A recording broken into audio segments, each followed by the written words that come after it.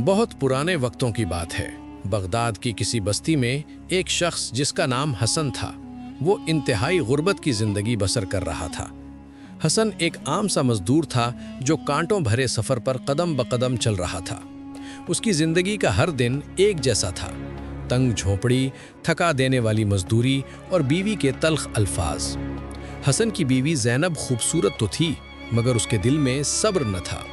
وہ اکثر حسن کو غربت کے طعنے دیتی اور کہتی، اور کتنے سال اسی طرح دھکے کھاؤ گے؟ کبھی اپنے بچوں کا سوچا ہے؟ کبھی میرا خیال کیا ہے؟ نہ اچھے کپڑے ہیں، نہ ڈھنگ کا کھانا۔ حسن خاموشی سے یہ سب سنتا تھا، کیونکہ اس کے پاس دینے کو جواب ہی نہیں تھا۔ حسن کے 2 بچے تھے، ایک بیٹا جس کا نام یوسف تھا، وہ 7 سال کا تھا، اور ایک بیٹی نور جو 5 سال کی تھی۔ یوسف سنجیدہ مزاج تھا، وہ اپنے والد کی خاموشی میں چھپے درد کو اتنی چھوٹی عمر میں سمجھنے لگا تھا۔ حسن بغداد کے مضافات میں واقع ایک پرانی کوئلے کی کان میں مزدوری کرتا تھا۔ ہر روز سورج طلوع ہونے سے پہلے وہ اپنی جھونپڑی سے نکلتا۔ کان کا راستہ خطرناک اور تھکا دینے والا تھا، مگر حسن کے پاس کوئی دوسرا ذریعہ معاش نہ تھا۔ وہ دن بھر کالے دھوئیں اور پتھریلی دیواروں کے درمیان اپنی سانسیں لیتا رہتا۔ ایک دن کا ذکر ہے جب گرمی اپنی انتہا کو پہنچی ہوئی تھی اور حسن پسینے سے شرابور تھا۔ اس روز زینب نے حسب معمول طعنے دیے، مگر اس بار اس کے لہجے میں کچھ اور بھی تھا۔ وہ اپنے شوہر سے کہنے لگی، اب میں تھک گئی ہوں، اب مجھ سے کچھ نہیں ہوتا، میں تمہارے ساتھ اس جہنم میں مزید نہیں رہ سکتی۔ حسن نے کچھ کہنا چاہا، مگر الفاظ کہیں رک گئے۔ زینب نے اگلی صبح اپنے کپڑے سمیٹے، بچوں کو بوسہ دیے بغیر دروازہ کھول کر باہر نکل گئی۔ صرف ایک کاغذ چھوڑ گئی، مجھے کہیں بھی مت ڈھونڈنا، میں اب اپنے لیے جینا چاہتی ہوں۔ جب حسن شام کو واپس آیا تو یوسف اور نور خاموش بیٹھے تھے۔ نور کی آنکھیں نم تھیں۔ حسن کے ہاتھ سے تھیلا گرا اور وہ فرش پر بیٹھ گیا۔ اس کی آنکھوں سے آنسو بہنے لگے۔ اسے پہلے ہی پتا تھا کہ اس کی بیوی اسے چھوڑ کر چلی جائے گی۔ اگلے چند دن اس نے انتہائی سخت گزارے۔ وہ خود اپنے بچوں کا خیال رکھتا، کھانا پینا بھی خود ہی پکاتا، اس کے علاوہ کام پر جانا اور سب سے بڑھ کر لوگوں کی باتیں سننا۔ وہ جہاں سے بھی گزرتا لوگ کہتے، ارے یہ وہی حسن ہے جس کی بیوی چھوڑ کر چلی گئی۔ کہتے ہیں وہ عورت کسی کے ساتھ چلی گئی، شاید کوئی امیر ہوگا، بیچارہ بچوں کے ساتھ اکیلے رہ گیا۔ مگر حسن نے سب سنا، سب برداشت کیا، صرف اور صرف اپنے بچوں کی خاطر، جنہیں دیکھ کر وہ جی رہا تھا۔ کوئلے کی کان میں کام کرنا آسان نہ تھا۔ پرانے دور کی یہ کان گہری، تاریک اور خطرناک تھی۔ ہر مزدور کو پتھر توڑنے کے ساتھ ساتھ یہ خوف بھی رہتا کہ کوئی چٹان نہ گر جائے، کوئی کسی ملبے تلے نہ آ جائے۔ مگر حسن کے لیے یہ جگہ صرف روزی نہیں بلکہ زندگی کا آخری سہارا بن چکی تھی۔ ایک دن کان کے اندر جب حسن اپنے بیلچے سے زمین کھود رہا تھا تو ایک بوڑھا مزدور جلال اس کے پاس آیا۔ حسن، سنا ہے بیوی چھوڑ گئی تجھے؟ حسن نے سر ہلایا، نہ ہاں میں نہ نہیں میں۔ جلال نے ایک پرانا کپڑا اس کی طرف بڑھایا، اس میں تھوڑی سی کھجوریں تھیں۔ یہ لے، یہ اپنے بچوں کے لیے لے جانا، میرے پاس اور کچھ نہیں ہے۔ حسن نے کھجوریں لیں اور زمین پر بیٹھ گیا۔ وہ نہ رونا چاہتا تھا نہ شکایت کرنا، لیکن دل جیسے بھر آیا۔ اس نے جلال کا شکریہ ادا کیا۔ چند دن بعد کان کے کونے میں کام کرتے وقت حسن نے زمین میں کچھ مختلف محسوس کیا۔ وہ جگہ معمول سے زیادہ سخت تھی، جیسے کوئی پتھر نہ ہو بلکہ کچھ اور ہی ہو۔ اس نے اس جگہ کو ویسے ہی نظر انداز کر دیا اور کام ختم کر کے گھر چلا آیا۔ شام کو گھر آ کر وہ اپنے بچوں کے پاس بیٹھا اور ان سے باتیں کرنے لگا۔ وہ ان سے کہنے لگا، بیٹا تمہاری امی چلی گئی ہیں، پر کیا تمہیں اپنے باپ پر بھروسہ ہے؟ امی چلی گئی تو کیا ہوا، آپ تو ہیں نا ہمارے ساتھ، آپ تو ہمیں چھوڑ کر نہیں جائیں گے نا۔ بیٹے کی یہ بات سن کر اس نے دونوں بچوں کو اپنے گلے لگا لیا اور کہنے لگا، میں تم دونوں کے لیے پوری دنیا تو چھوڑ سکتا ہوں، پر تم دونوں کو نہیں۔ اگلے دن صبح کی اذان سے پہلے ہی حسن بیدار ہو چکا تھا۔ جھوپڑی میں اب زینب کی آواز نہیں گونجتی تھی، نہ ہی چولہے پر کھانا پکنے کی خوشبو تھی، صرف خاموشی، بچوں کی سانسیں اور حسن کی ذمہ داری۔ یوسف اور نور سو رہے تھے۔ حسن نے ان کے چہروں کو غور سے دیکھا۔ ایک لمحے کو دل چاہا کہ بچوں کو گود میں لے کر ساری دنیا سے چھپا لے، لیکن آخر اسے مزدوری کرنے جانا تھا اور روٹی کمانی تھی۔ وہ نہایت احتیاط سے دروازہ کھول کر باہر نکلا تاکہ بچوں کی نیند نہ ٹوٹے۔ گلی میں اب بھی اندھیرا تھا۔ وہ تیزی سے کان کی جانب بڑھنے لگا، گویا وہ اپنے دکھوں کو زمین میں دفن کرنے جا رہا تھا۔ جیسے ہی وہ کان کے اندر پہنچا، اس نے پرانی عادت کے مطابق اپنے اوزار اٹھائے اور اس کونے کی طرف بڑھا جہاں اسے کل کو زمین کچھ مختلف محسوس ہو رہی تھی۔ اس کے دل میں ایک عجیب سی کشش تھی، ایک خاموش بلاوا، جیسے زمین کچھ کہہ رہی ہو۔ اس دن اس نے سوچا کہ وہ اس جگہ کو دوبارہ کھودے گا۔ اس نے بیلچہ ہاتھ میں پکڑا اور اس جگہ پر کھدائی کرنے لگا۔ ایک بار پھر اسے وہ جگہ سخت محسوس ہوئی، لیکن یہ کوئی عام جگہ نہیں تھی، یہ کچھ اور ہی تھی، جیسے زمین کے اندر کچھ قیمتی چیز چھپی ہو۔ پہلے تو اس نے یہی سمجھا کہ شاید یہاں کوئی پرانا لوہا دفن ہے یا پھر کسی زمانے کی اینٹیں، مگر جب اس نے مزید کھدائی کی تو ایک چمک سی آنکھوں کے سامنے لہرائی۔ وہ کوئلے کی کان جو اندھیرے میں ڈوبی رہتی تھی وہ روشنی سے چمکنے لگی۔ مٹی کے درمیان کچھ چمک رہا تھا۔ حسن نے جلدی سے اسے ہاتھوں سے صاف کیا تو ایک گول، سخت اور بے حد شفاف شے نکلی، جیسے شیشے کا کوئی ٹکڑا۔ اس کا دل تیزی سے دھڑکنے لگا اور وہ خود سے کہنے لگا، حسن، یہ معمولی چیز نہیں لگتی۔ لیکن وہ چمکتی ہوئی شے اب بھی زمین کے اندر ہی تھی اور اس کا کچھ حصہ زمین سے باہر تھا۔ اس نے ابھی اسے مکمل طور پر باہر نہیں نکالا تھا۔ ابھی وہ وہاں پر مزید کھدائی کرنے ہی لگا تھا کہ اچانک اس بوڑھے چچا جلال کی آواز آئی، ارے حسن، آرام سے، وہ علاقہ خطرناک ہے، چھت کمزور ہے۔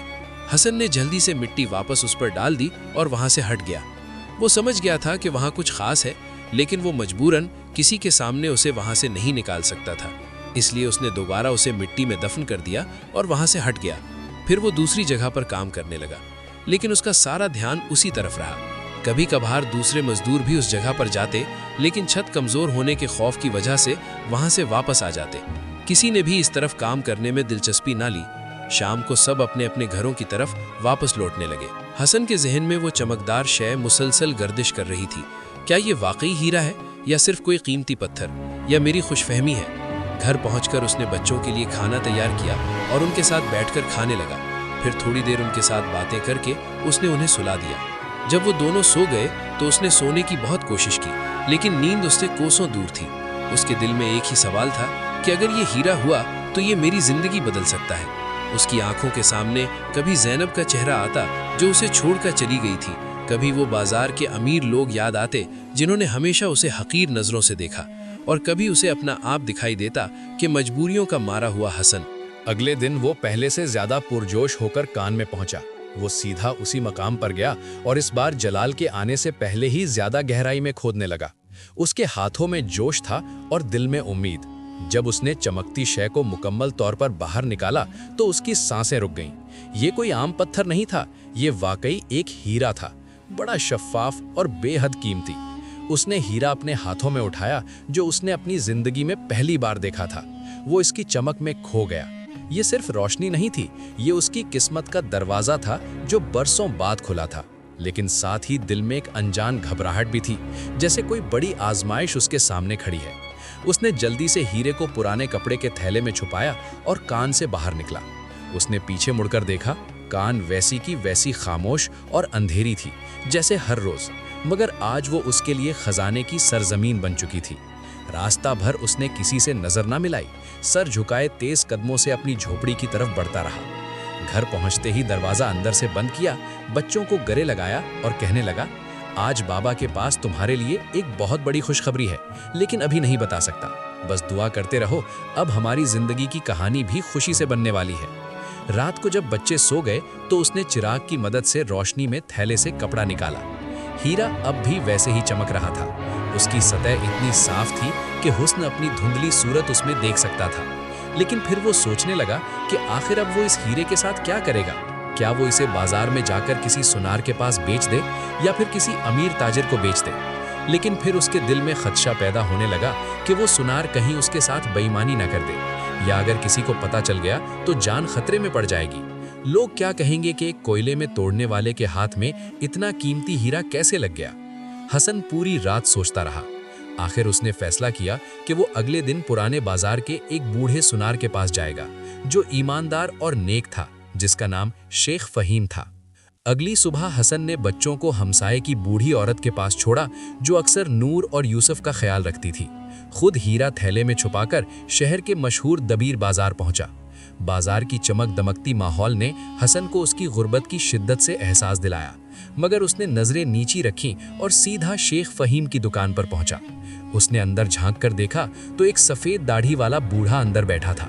جب اس نے حسن کو دیکھا تو بلند آواز سے کہا، آ جاؤ بیٹا، کیسا حال ہے؟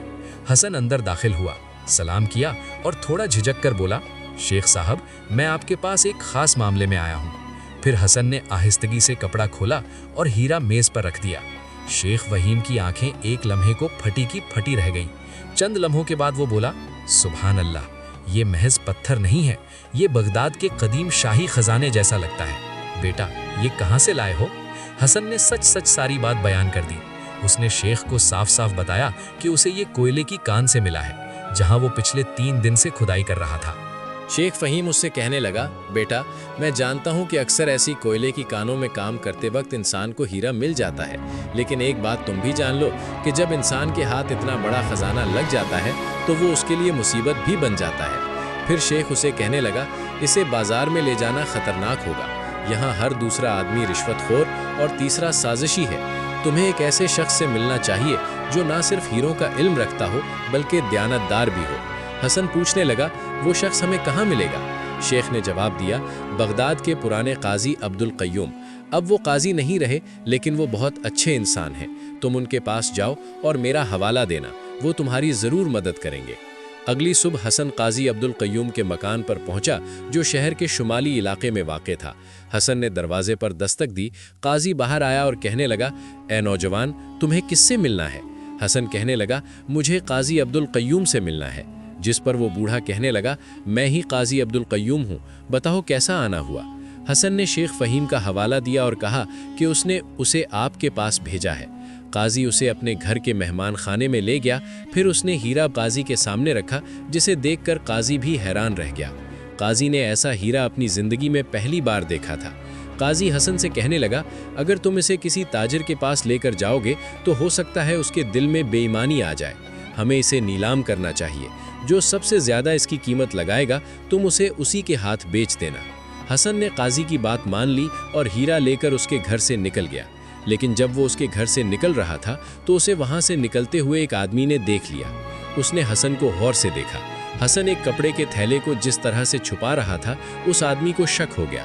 وہ فوراً اپنے مالک کے پاس گیا۔ وہ اپنے مالک سے کہنے لگا، مالک ابھی ایک آدمی قاضی کے گھر سے نکلا ہے اور جس طرح سے وہ اپنے تھیلے کو چھپا رہا تھا لگتا ہے اس کے پاس کوئی بہت ہی قیمتی چیز ہے۔ میں نے کبھی کسی کو اس طرح اپنا تھیلا چھپاتے ہوئے نہیں دیکھا۔ مالک جس کا نام جابر تھا وہ بہت بڑا دھوکے باز اور مکار انسان تھا۔ اس نے فوراً اپنے آدمی کو حسن کا پیچھا کرنے کے لیے بھیجا۔ وہ آدمی فوراً حسن کے پیچھے گیا اور اس کی جھونپڑی تک پیچھا کیا اور پھر واپس آ گیا۔ اس نے آ کر جابر کو بتایا کہ حسن کہاں رہتا ہے۔ اسی رات اس نے منصوبہ بنایا کہ وہ اپنے آدمیوں کے ساتھ رات کے پچھلے پہر حسن کے گھر جائے گا اور اس سے وہ قیمتی چیز ضرور حاصل کر لے گا، چاہے اس کے لیے اسے حسن کی جان ہی کیوں نہ لینی پڑے۔ دوسری طرف قاضی بے چین تھا۔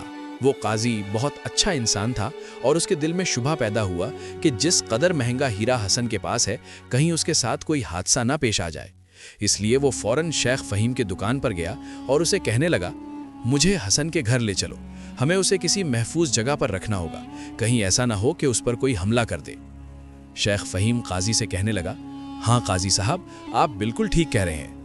حسن کے گھر پہنچ کر قاضی اسے کہنے لگا، بیٹا اپنی ضروری چیزیں اور وہ تھیلا اپنے ساتھ لو اور ہمارے ساتھ چلو۔ حسن نے قاضی سے وجہ پوچھی لیکن قاضی کہنے لگا، بیٹا بس تم ہمارے ساتھ چلو، ہم تمہیں وجہ بعد میں بتائیں گے۔ حسن نے اپنی ضروری سامان اور وہ تھیلا لیا اور شیخ فہیم کے گھر چلا گیا۔ رات کا وقت ہوا، جابر اپنے گنڈوں کے ساتھ حسن کے گھر گیا۔ وہ دیوار پھلانگ کر اس کے گھر میں داخل ہوئے۔ انہوں نے پورا گھر چھان مارا لیکن گھر میں نہ کوئی تھا اور نہ ہی انہیں وہ ہیرا ملا۔ یہ دیکھ کر وہ کہنے لگا، قاضی بہت ہوشیار نکلا، اسی نے اس کی مدد کی، بہت قیمتی چیز ہمارے ہاتھوں سے نکل گئی۔ اگلے دن قاضی شیخ فہیم اور حسن کو لے کر بازار کے ایک بڑے ہال میں داخل ہوئے جہاں پر قیمتی اشیاء کی نیلامی ہوتی تھی۔ قاضی نے جا کر میز پر ایک بڑا ہیرا رکھ دیا۔ وہاں پر بہت سارے امیر خریدار آئے ہوئے تھے۔ قاضی نے نیلامی کا اعلان کیا۔ پہلی بولی 5000 دینار کی لگی، دوسری 60,000 کی۔ بولیاں آہستہ آہستہ بڑھتی گئیں اور پھر ایک انتہائی امیر کبیر آدمی اٹھا اور کہنے لگا، میں اس کا 1,00,000 دینار دوں گا۔ ہال میں خاموشی چھا گئی۔ قاضی صاحب کہنے لگے، ٹھیک ہے، ہمیں یہ نیلامی منظور ہے۔ اس امیر آدمی نے حسن کے ہاتھ میں 1,00,000 دینار کی تھیلی تھمائی اور ہیرے کو ایک تھیلے میں ڈال کر اپنے قافلے کے ساتھ وہاں سے نکل گیا۔ حسن بہت خوش ہوا۔ اس نے قاضی اور شیخ فہیم کا شکریہ ادا کیا۔ وہ اللہ کے حضور دعا کرنے لگا، یا اللہ तूने मुझे कुछ ना होने से सब कुछ अता कर दिया, मुझे रुसवाई से निकाल कर इज्जत दी और मुझे साबित कदम रख। या अल्लाह तू मुझे हमेशा साबित कदम रखना ताकि ये दौलत मेरे दिल में फ़ख्र न बने और मैं हमेशा तेरे बंदों की खिदमत का वसीला रहूं। उसने सबसे पहला काम ये किया कि जिस झोंपड़ी में वो रहता था उसने वहाँ पर अपने लिए एक घर तामीर किया। उसकी बीवी को जब इस बात का इल्म हुआ तो वो भी हसन के घर आ गई और घर आकर हसन के कदमों में गिरकर माफ़ी मांगने लगी। हसन मुझे माफ़ कर दो, मैं किसी के साथ नहीं गई थी बल्कि गुर्बत की वजह से अपने माँ बाप के घर चली गई थी, खुदा के लिए मुझे माफ़ कर दो। बच्चे भी अपनी माँ को देखकर बहुत खुश हुए। हसन ने अपनी बीवी को माफ़ कर दिया और उसे अपने घर में रख लिया। सारे मोहल्ले वाले हैरत में थे, अरे ये तो वही हसन है जो कान में मजदूरी करता था, वही जो रोटी के लिए तरसता था। लेकिन हसन ने ना तो किसी से फ़ख्र से बात की और ना ही इसमें घमंड आया। अब हसन ने अपनी तवज्जो सिर्फ उस तरफ दी जहाँ उसका असल मुकाम था। वो रोज़ बाजार के उस कोने में जाता जहाँ फ़कीर झोलियाँ लिए बैठे होते। वो किसी के हाथ पर चुपके से एक अशरफी रख देता, किसी को बताए बगैर खाना भिजवा देता। उसने बहुत से गरीबों की मदद की, बहुत से यतीम बच्चों की कफालत की, लेकिन उसने सारी नेकियां चुपचाप की। दोस्तों, इस कहानी से हमें ये सबक मिलता है कि असल दौलत मालो ज़र नहीं बल्कि सब्र, शुक्र, दयानत और खिदमत खल्क का जज्बा है। इंसान का असल इम्तिहान न सिर्फ गुर्बत में होता है बल्कि अमीरी में भी होता है। जिसे दौलत मिलने के बाद भी घमंड ना आए वही असल में कामयाब है। जो दौलत सिर्फ अपने लिए रखे वो फ़कीर है और जो अपनी दौलत दूसरों के लिए बांट दे वही अल्लाह का महबूब बंदा है। दोस्तों, उम्मीद करता हूँ आपको आज की ये वीडियो बहुत पसंद आई होगी। पसंद आने की सूरत में इस वीडियो को लाइक करके अपने दोस्तों के साथ लाजमी शेयर कीजिएगा। मिलते हैं एक और नई वीडियो के साथ, तब तक के लिए अल्लाह हाफिज़।